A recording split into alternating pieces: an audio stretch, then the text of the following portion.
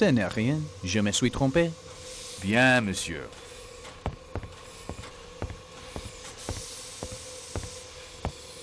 Is there drama or calamity? It was Monsieur Ratchet, but he is well. Then let us hurry back to sleep.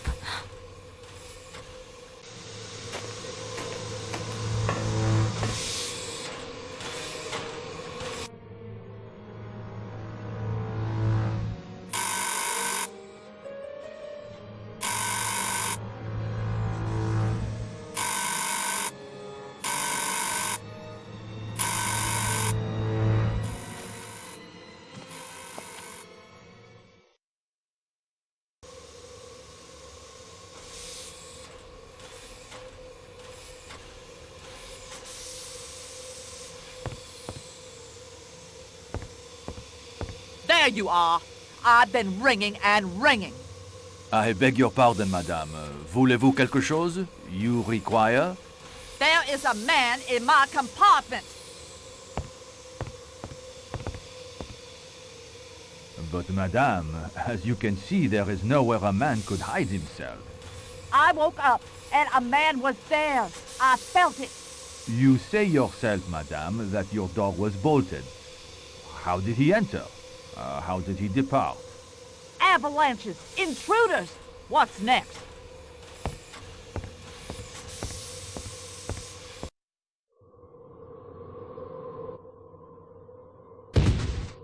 What now?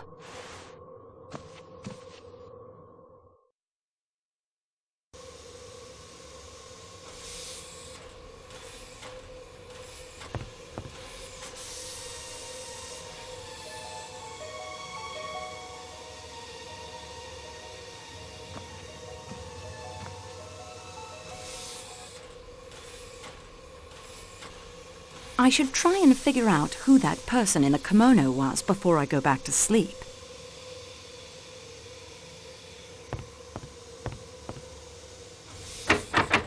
It's locked fast.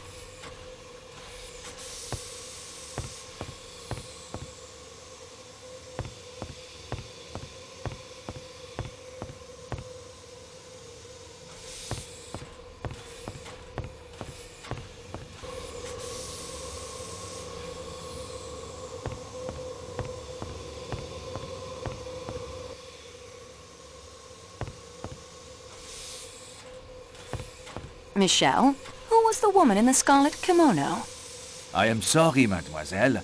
I was updating the inventory of the Calais coach supplies. I did not see her face.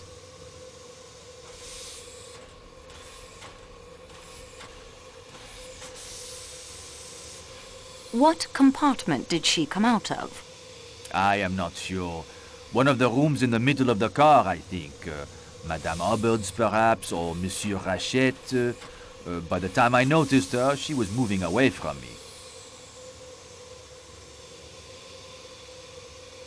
Did you hear a thud a moment before I appeared just now? No, I heard nothing, mademoiselle. Perhaps it was in the compartment next to yours, Monsieur Poirot, perhaps. Has anyone been up and about? Only you and the other lady. It has been quiet for some time. Has anything unusual occurred? Well, there was the avalanche, of course. Later, Madame Hubbard insisted she saw a man in her room, but I could find no one.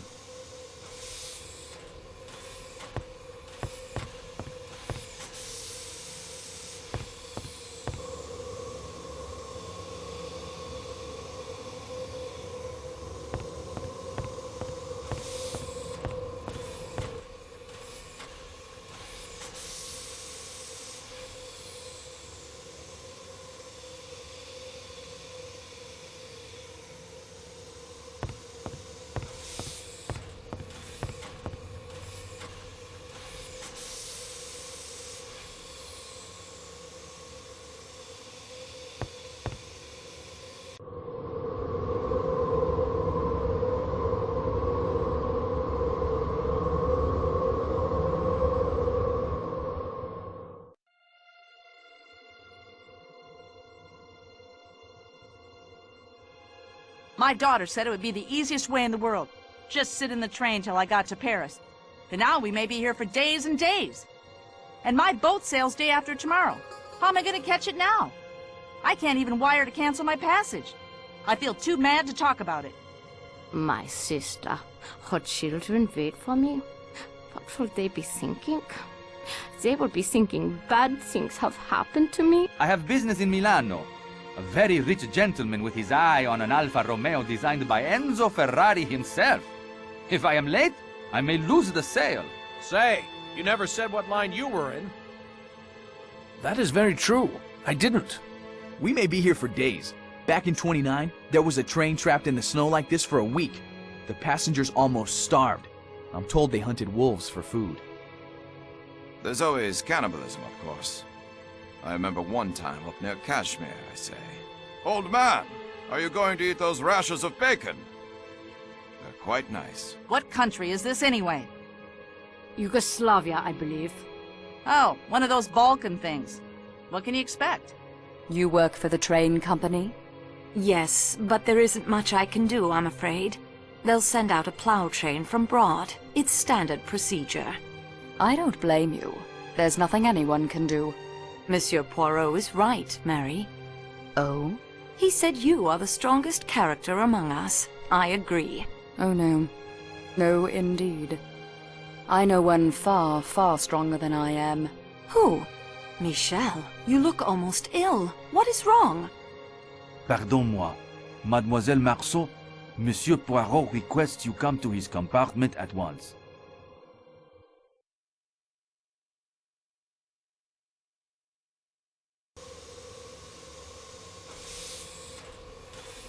What has happened, Monsieur Poirot?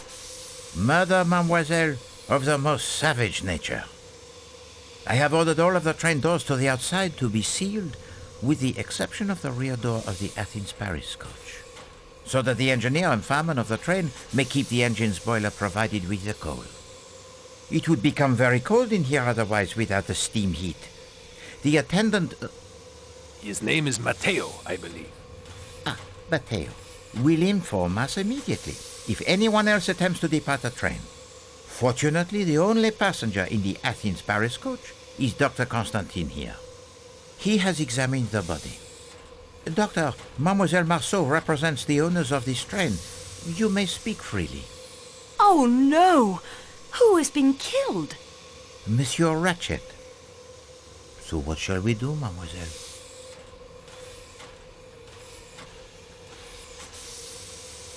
Monsieur Poirot, I appeal to you. We cannot wait for the Yugoslavian police. They will detain us all for weeks while they trample evidence and bluster about with no idea how to solve a murder. Ah, if only we were in Greece. Take command of the investigation. Oh, must I?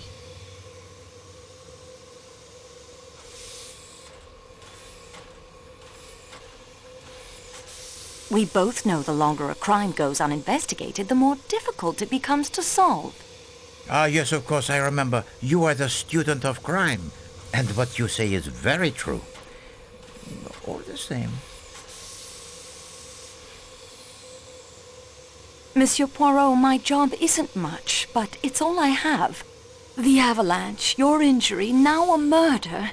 If it isn't solved, I will lose my job. No, you cannot be blamed. I will have a word with Marcel. You have my guarantee that he will not fire you.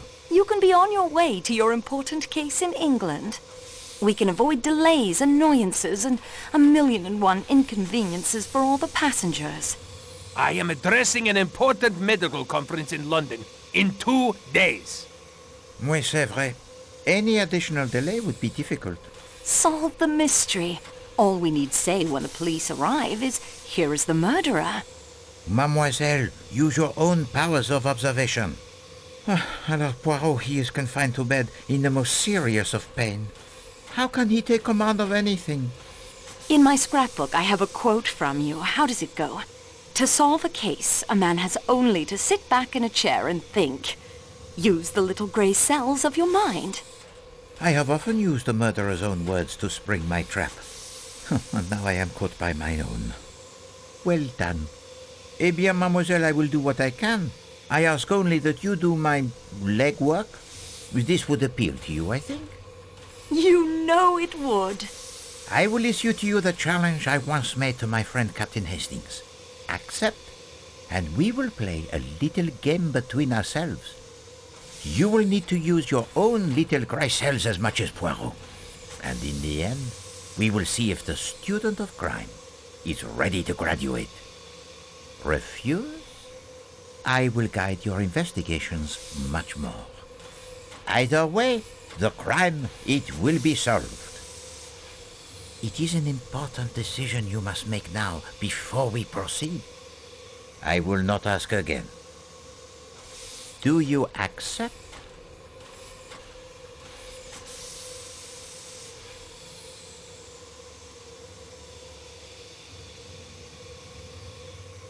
I am honored. I gladly accept the challenge.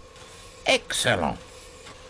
Now, if you reach an impasse, think only, what would Poirot do? Imagine that I am there beside you, offering counsel. It may help. So, we begin. Dr. Constantine, take her next door.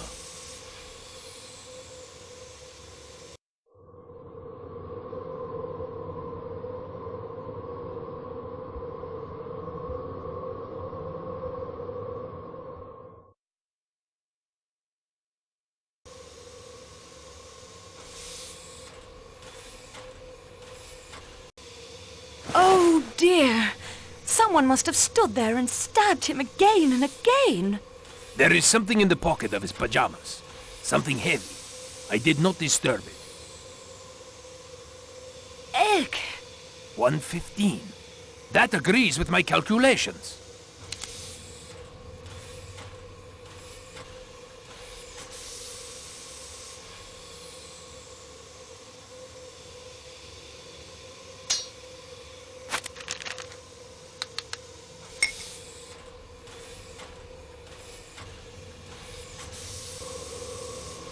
I did not close the window despite the chill. I thought there might be fingerprints, and the cold, of course, helps preserve the body. Take care. There may be fingerprints.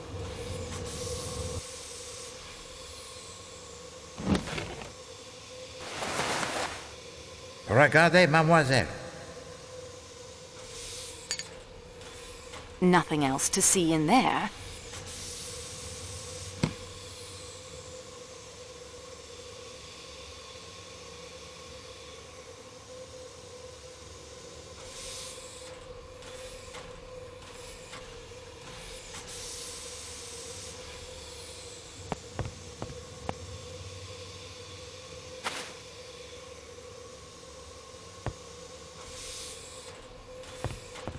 There is something in the pocket.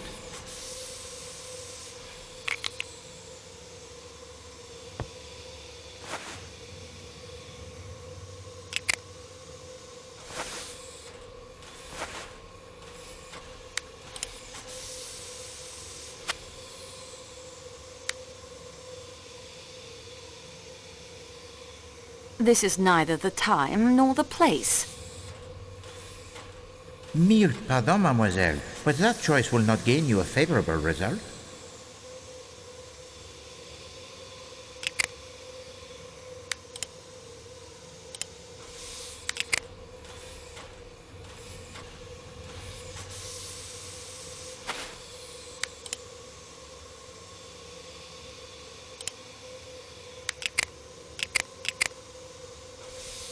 I am sorry, mademoiselle, but I do not believe using that object will help.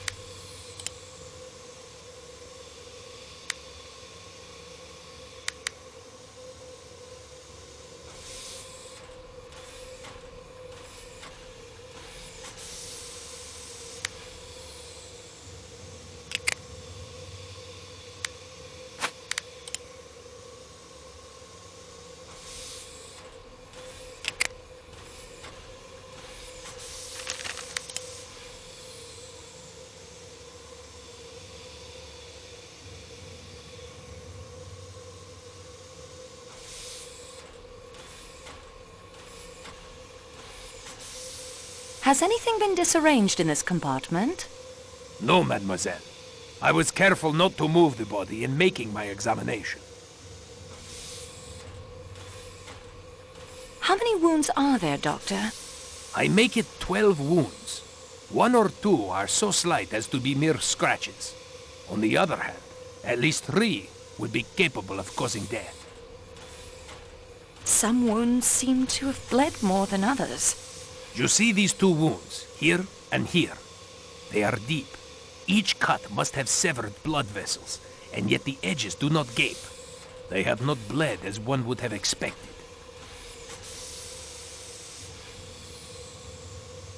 Ratchet was already dead when those were delivered? Some little time dead. The murderer returned to make certain Ratchet was dead? The idea is an absurdity, of course.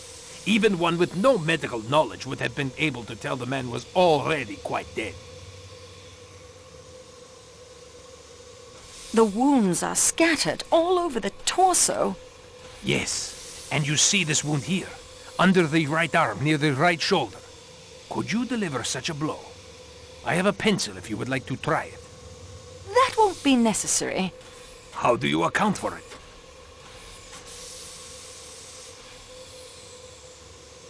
A left-handed murderer could strike there easily. But of course, that blow was almost certainly struck with the left hand. Yet some of these blows are just as obviously right-handed. Ratchet thrashed about as he was dying? On the contrary, he lay completely composed. The bedsheets are not disarrayed at all. The murderer had unusually long arms? Please let us not stray into the land of Poe with his murderous apes stuffing young girls up chimneys. I know something of apes. They kill by pummeling or crushing, not whittling away at their victim.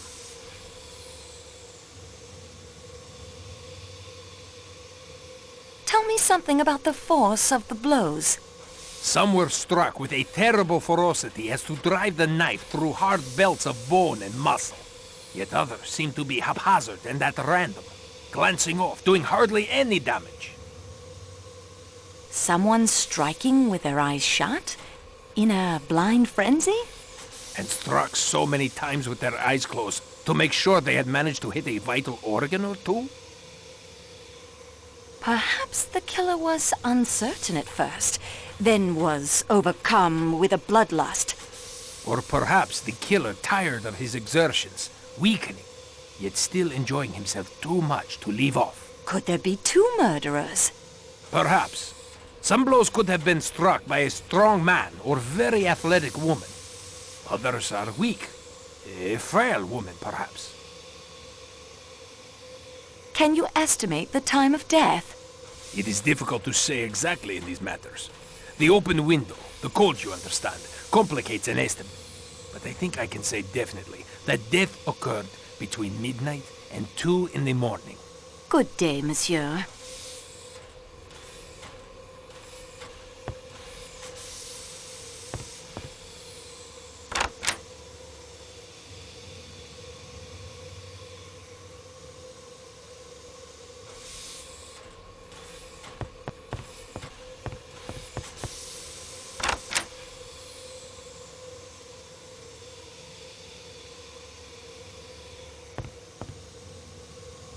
Monsieur Poirot. The object was already dead when those were delivered. The murderer returned to make certain Ratchet was dead. The murderer had unusually long arms. Ratchet thrashed about as he was gone. A left-handed murderer could easily strike them. Someone striking with their eyes shut in a blind frenzy.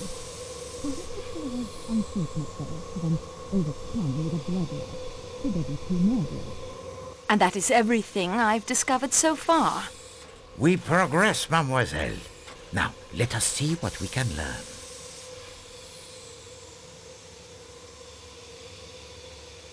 The wounds tell too many different stories. Oui, the matter begins to clear itself up wonderfully. The murderer was a man of great strength. He was feeble, it was a woman, it was a right-handed person, it was a left-handed person. Ah, c'est rigolo tout ça. And the victim, what does he do in all this? Does he cry out? Does he struggle? Does he defend himself? No. He awaits his doom with the greatest composure. The broken watch tells us the time of death exactly. Very convenient, the broken watches. 1:15, well within Dr. Constantine's estimate of midnight to 2 a.m. What you say is true. The box of matches suggests the round one belonged to Monsieur Ratchet. I concur.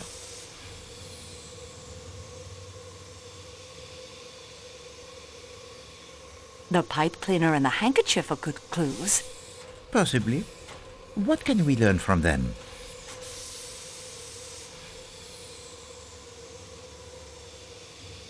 Remember the bottle I found in the suitcase? Wait, a sleeping draught, and the bottle half empty.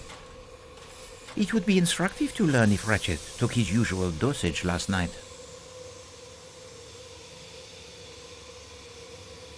Good day to you, Monsieur Poirot.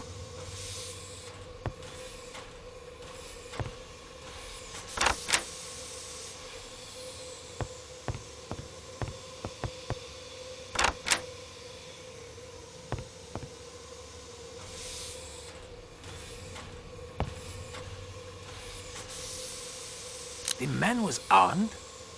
It is bizarre. Why did he not defend himself?